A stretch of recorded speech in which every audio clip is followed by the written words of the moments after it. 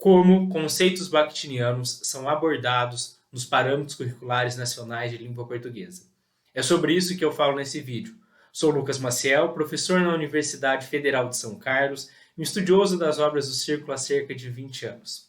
Dando continuidade ao nosso vídeo anterior, a nossa proposta é falar a respeito dos conceitos bakhtinianos nos parâmetros curriculares nacionais terceiro e quarto ciclos do ensino fundamental língua portuguesa, publicados em 1998. Então hoje nós temos a parte 2 dessa sequência de vídeos que abordam como os conceitos bakhtinianos se apresentam nos parâmetros curriculares nacionais de língua portuguesa.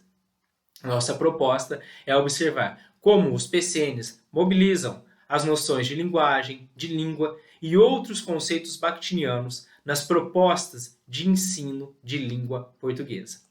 A proposta desse vídeo é que nós olhemos para o documento e leiamos juntos determinados trechos dos PCNs para tentarmos relacionar esses trechos com conceitos bakhtinianos. Porque muitas pessoas dizem que há influência do pensamento bakhtiniano nos PCNs e, portanto, nas práticas de ensino e de aprendizagem de língua portuguesa.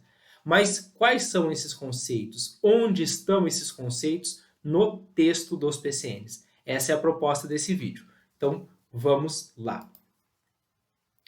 Para quem está acompanhando esses vídeos com a leitura dos PCNs, eu estou na parte 1 dos PCNs, apresentação da área de língua portuguesa, discurso e suas condições de produção, gênero e texto.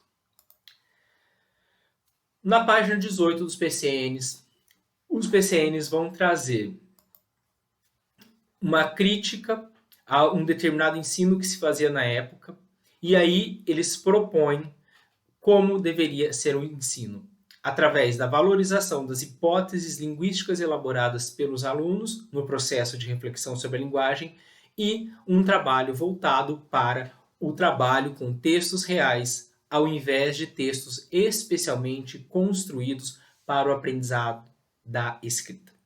Nessa crítica que os PCNs fazem a um determinado ensino de língua portuguesa que vinha ocorrendo, talvez nós possamos ver a ideia do conceito bakhtiniano de enunciado concreto que está, por exemplo, presente no texto Os Gêneros do Discurso. Bom, vamos lá. Os PCNs eles estão criticando o uso que se fazia, ou ainda se faz, de determinadas frases soltas e textos elaborados especialmente para o ensino de língua portuguesa. Então era bastante comum que nos livros didáticos aparecessem frases como Ivo viu a uva, provavelmente uma frase que nunca seria dita desse modo por alguém, mas que servia de exemplo para a análise gramatical ou para a análise linguística.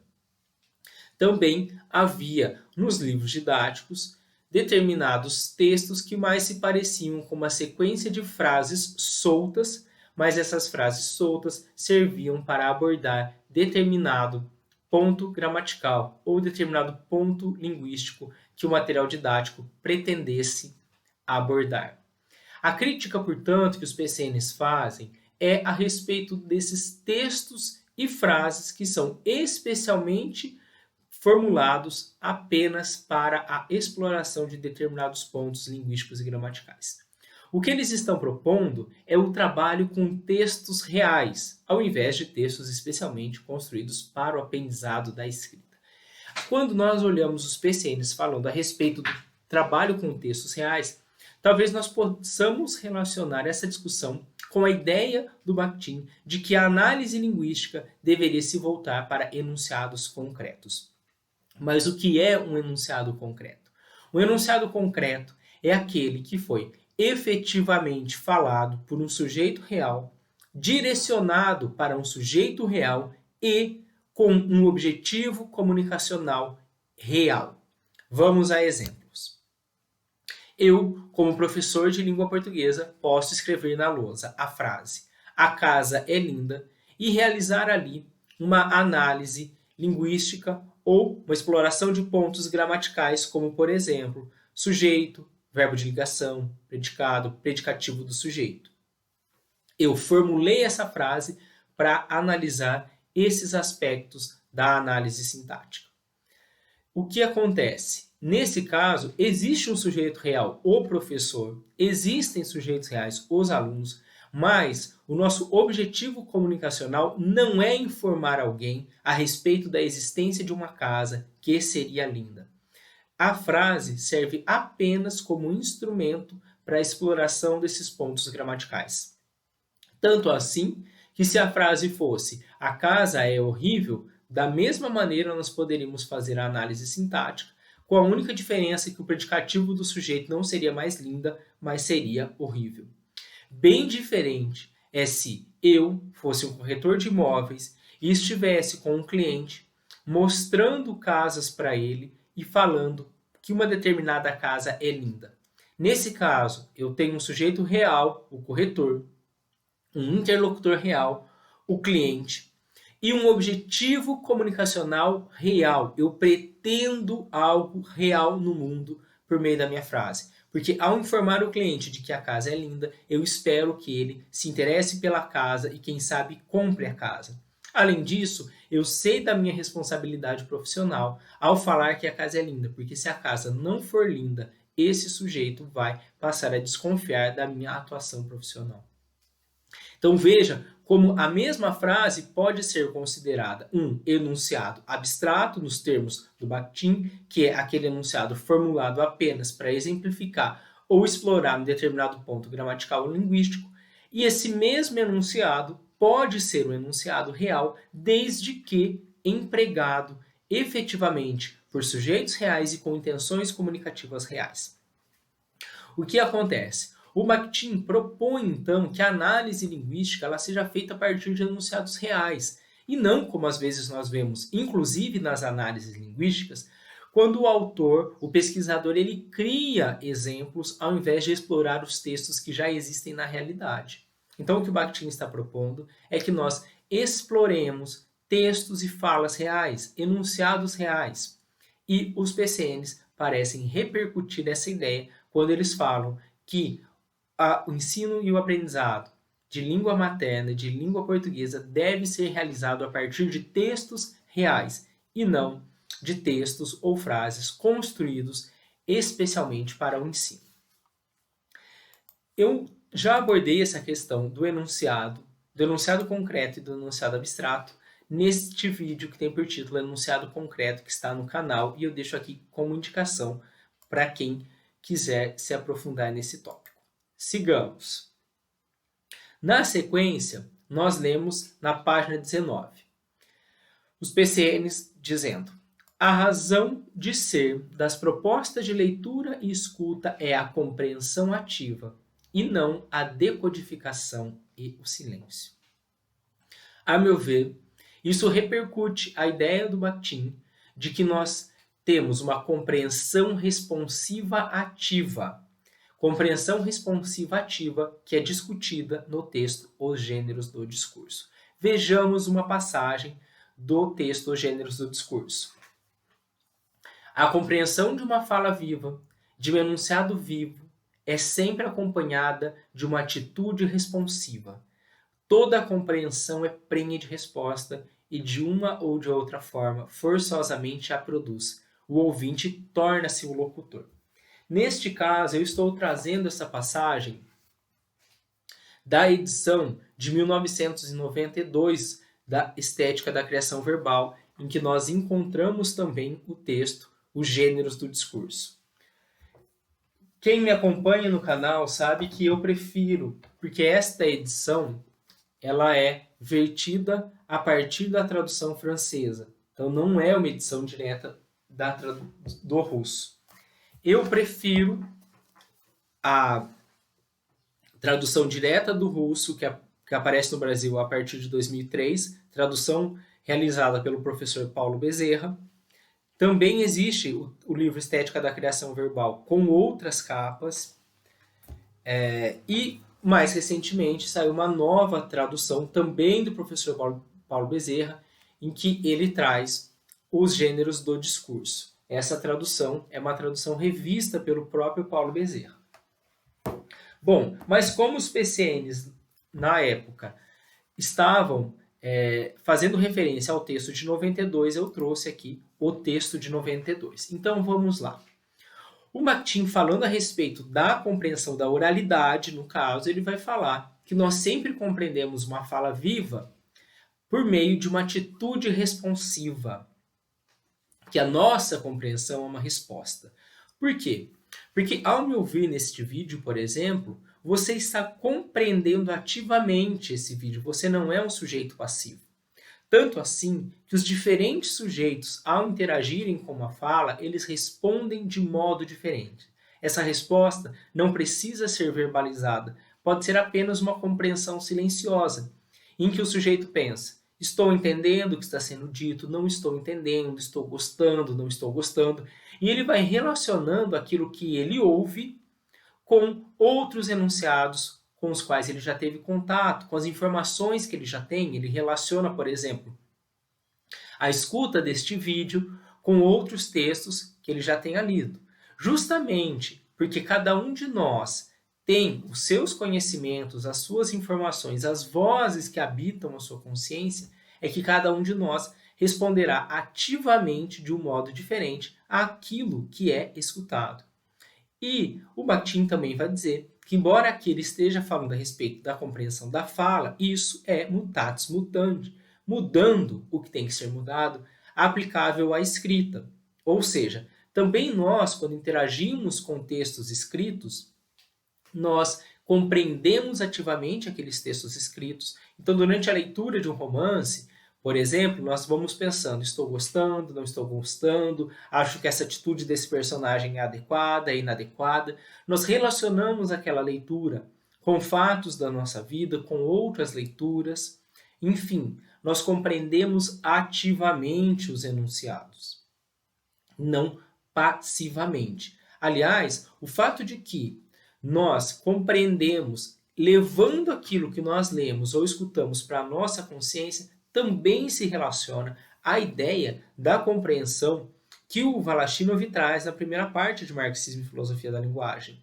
Embora nesse caso ele esteja mais preocupado com as questões da ideologia, o Voloshinov vai dizer que a nossa consciência, o nosso modo de pensar, ele é habitado não apenas pela nossa voz, mas pela voz de outros sujeitos com os quais nós interagimos por meio de textos ou de falas. E esses textos ou falas, esses enunciados, passam a fazer parte da nossa consciência, que o Voloshinov vai chamar de diálogo interior, já que ali eu dialogo com várias vozes sociais que vão entrar na minha consciência por meio de determinadas vozes individuais dos sujeitos com os quais eu tenho contato. Bom, então retomando, os PCNs eles vão propor que a razão de ser das propostas, tanto de leitura quanto de escrita, não é uma decodificação ou silêncio, uma compreensão passiva, mas uma compreensão ativa. Provavelmente, isso repercute a ideia da compreensão responsiva ativa presente nos textos do Círculo e aqui indicado no texto Os Gêneros do Discurso. Na página 19, os PCNs vão falar o seguinte: a razão de ser das propostas de uso da fala e da escrita é a interlocução efetiva, e não a produção de textos para serem objetos de correção. Obviamente, a ideia de que a linguagem é uma interação, ela pode derivar de várias correntes linguísticas, mas aqui eu vou pontuar a ideia do Voloshinov, que traz em Marxismo e Filosofia da Linguagem a questão da centralidade da interação verbal para que nós entendamos o papel da linguagem entre os seres humanos. Quando o Voloshinov vai falar o que é linguagem, ele parece defini-la como uma interação verbal, como uma interação discursiva. Ou seja, eu sempre falo, eu sempre escrevo, eu sempre realizo enunciados para realizar uma interação com outros sujeitos, uma interação verbal, uma interação discursiva com outros sujeitos.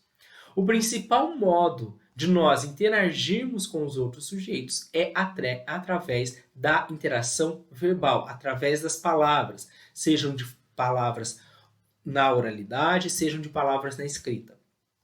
Então, a principal característica da linguagem é a sua possibilidade de colocar os homens em interação. Para isso é que parece servir primordialmente a linguagem, já que os homens interagem principalmente pela linguagem. Portanto, vai dizer os PCNs, a razão de ser das propostas de fala e de escrita deve ser a busca pela interlocução efetiva e não a produção de textos para serem objetos de correção. A propósito, o Voloshinov pontua que o critério de correção só se aplica à enunciação em situações anormais ou particulares, por exemplo, no estudo de uma língua estrangeira ou no estudo mesmo da língua materna. Raras são as vezes em que os interlocutores eles estão preocupados com a adequação. A adequação pode até ser um critério que os interlocutores estejam preocupados na sua interlocução. Mas, em geral, os nossos objetivos comunicacionais são muito mais amplos do que esse. É realizar, por exemplo, um certo contato amistoso com um vizinho, com um conhecido, é realizar uma compra, uma venda, enfim.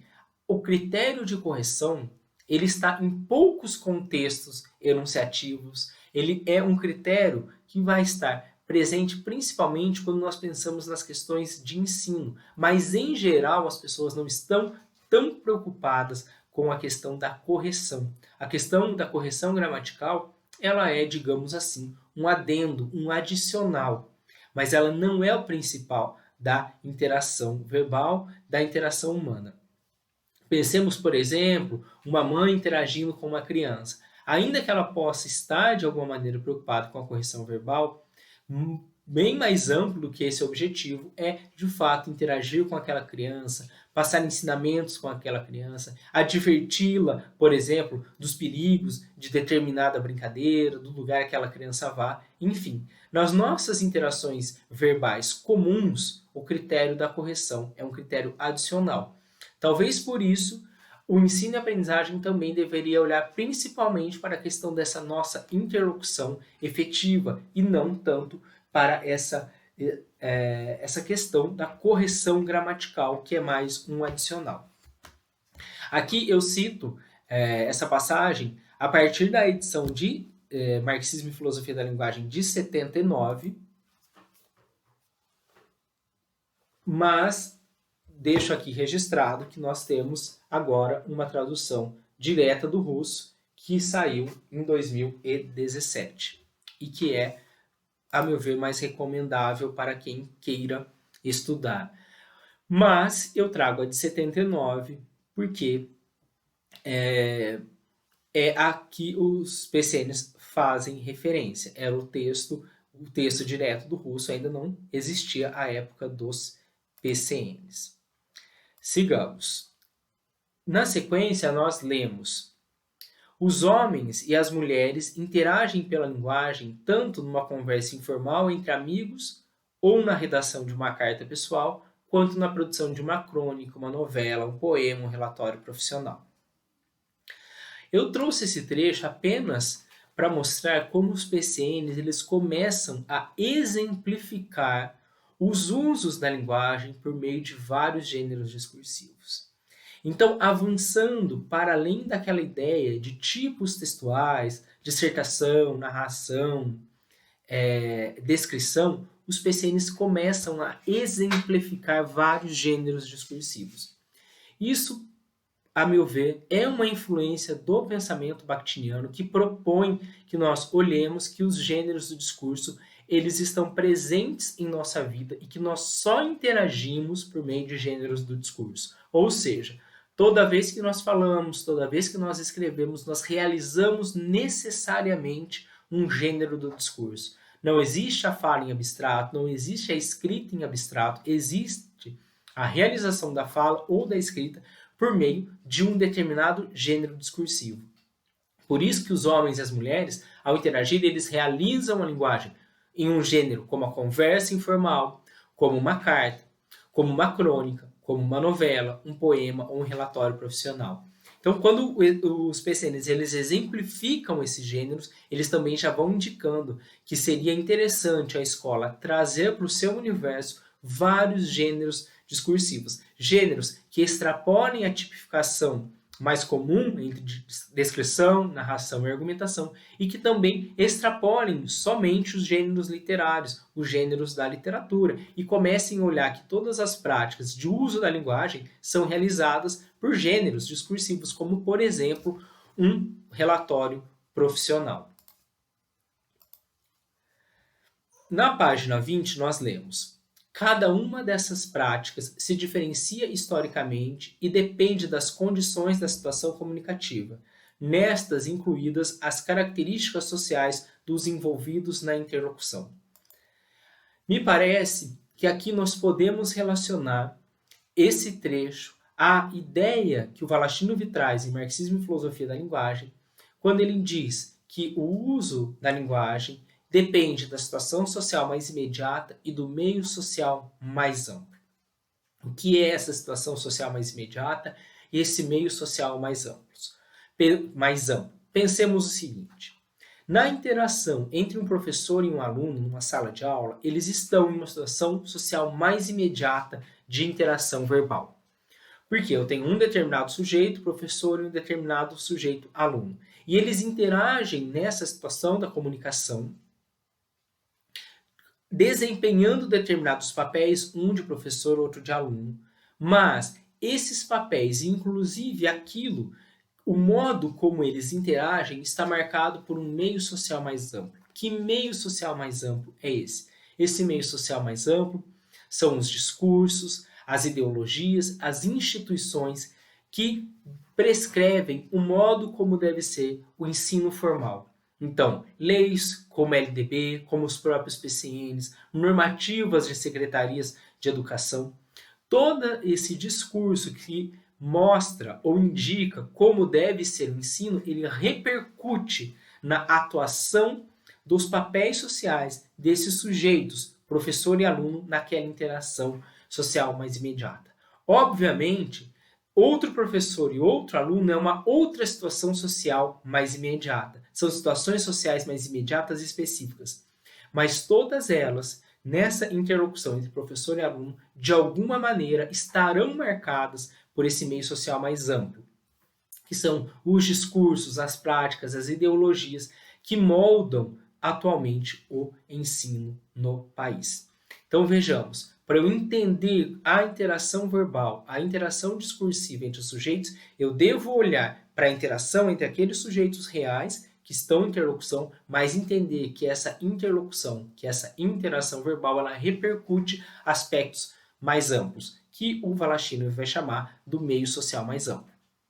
Então, quando os PCNs dizem que cada uma das práticas de uso da linguagem se diferencia historicamente e depende das condições da situação comunicativa, nessas incluídas as características sociais dos envolvidos na interlocução, talvez nós possamos ver uma repercussão da ideia que o Valastino traz de olhar a interação verbal pautada pela situação social mais imediata e o meio social mais amplo. Na sequência, nós lemos: além disso, uma conversa informal entre economistas pode diferenciar-se daquela que ocorre entre professores ou operários de uma construção, tanto em função do registro e do conhecimento linguístico, quanto em relação ao assunto em pauta. O mesmo se pode dizer sobre o conteúdo e a forma dos gêneros de texto escrito.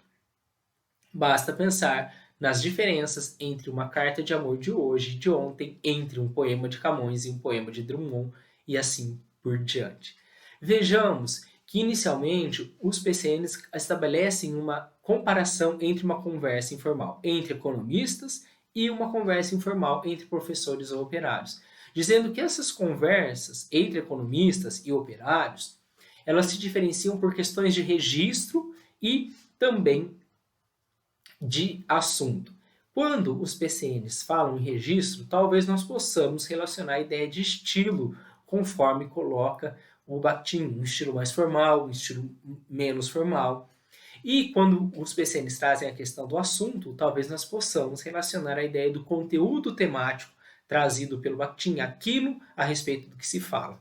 E na sequência, os PCNs trazem o seguinte: o mesmo se pode dizer sobre o conteúdo e a forma dos gêneros, mais uma vez, parecem repercutir, inclusive aí os termos bakhtinianos, conteúdo temático, aquilo que se diz, e a forma composicional dos gêneros. Então, a meu ver, nessa passagem, nós podemos ver relações dos PCNs com os 3 elementos constitutivos do enunciado que são elencados pelo Bakhtin nos gêneros do discurso.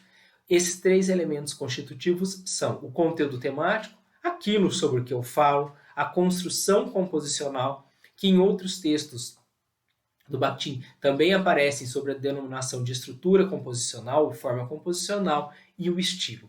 Então, conteúdo, construção composicional e estilo, que são os elementos constitutivos do enunciado, na visão bakhtiniana, passam a integrar os parâmetros curriculares nacionais.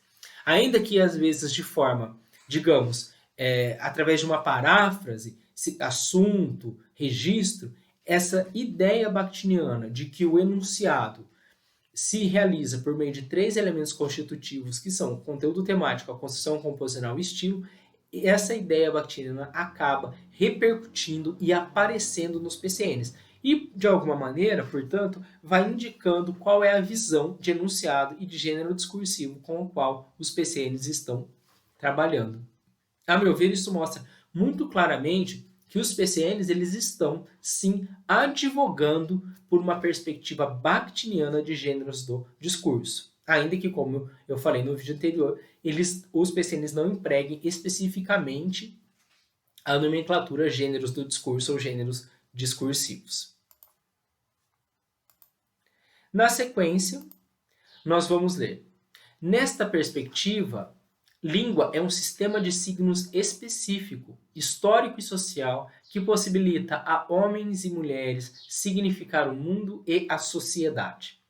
Aprendê-la é aprender não somente palavras e saber combiná-las em expressões complexas, mas aprender pragmaticamente seus significados culturais e, com eles, os modos pelos quais as pessoas entendem e interpretam a realidade e a si mesmas. Para mim, aqui, os PCNs dialogam com a ideia do Voloshinov do signo ideológico, que extrapola a ideia do signo linguístico proposta por Saussure. Então, se o signo linguístico é aquele que representa algo fora dele, talvez até de uma maneira transparente, eu falo uma palavra e aquela palavra significa determinado conceito, o Voloshinov vai dizer que as palavras não apenas significam, mas elas refratam a realidade, elas trazem um viés ideológico. Pensemos em um exemplo. Se há um determinado furto e esse furto é realizado por determinados sujeitos, um jornal pode dizer: jovens furtam mercadoria ou delinquentes furtam mercadoria. A escolha por jovens ou delinquentes, que pode estar marcada, por exemplo, pelo fato desses sujeitos pertencerem a determinadas classes sociais, talvez o jornal prefira escolher jovens para sujeitos de uma classe mais alta e delinquentes para sujeitos de uma classe social mais baixa, mostra que as palavras elas não apenas servem para representar o mundo, mas são modos de entendê-lo e de interpretá-lo. Ou seja, os signos linguísticos não são apenas a representação do mundo, mas são signos ideológicos que constroem o mundo e representam ideologicamente, interpretam ideologicamente esses mundos. E aqui, me parece, os PCNs estão repercutindo, reverberando essa ideia de signo ideológico do Voloshinov, porque eles vão dizer que o signo não é apenas um modo de significar, mas um modo de interpretar e entender a realidade. Então, o que nós vimos é que existem vários pontos que os PCNs trazem em que eu posso ler, uns mais claramente, outros mais indiretamente, reflexos dos conceitos desenvolvidos por Bakhtin, por Voloshinov, na apresentação da ideia de língua, de linguagem e outros conceitos bakhtinianos que estarão presentes nos PCNs. Você está gostando desses vídeos? Há algum trecho dos PCNs que você gostaria que eu comentasse? Deixe aqui nos comentários. Por favor, não deixe de curtir o vídeo, não deixe de comentar, compartilhe com seus amigos, para quem está estudando, fazendo graduação, pretendendo entrar numa pós-graduação ou já está na pós-graduação, estudando para um concurso público. Eu agradeço muito você que me acompanhou aqui até o final do vídeo. Muito obrigado, um grande abraço e até o próximo vídeo.